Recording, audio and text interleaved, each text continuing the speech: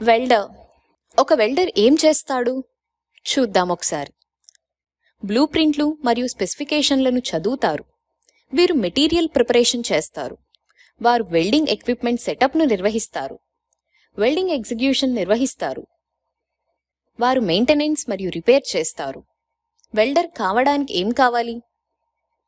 Physical fitness, adaptability, ఓర్పు, training మరియు అప్రెంటైస్షిప్, భద్రత మరియు సమ్మతి, ఏకాగ్రత, క్వాలిటీ కంట్రోల్.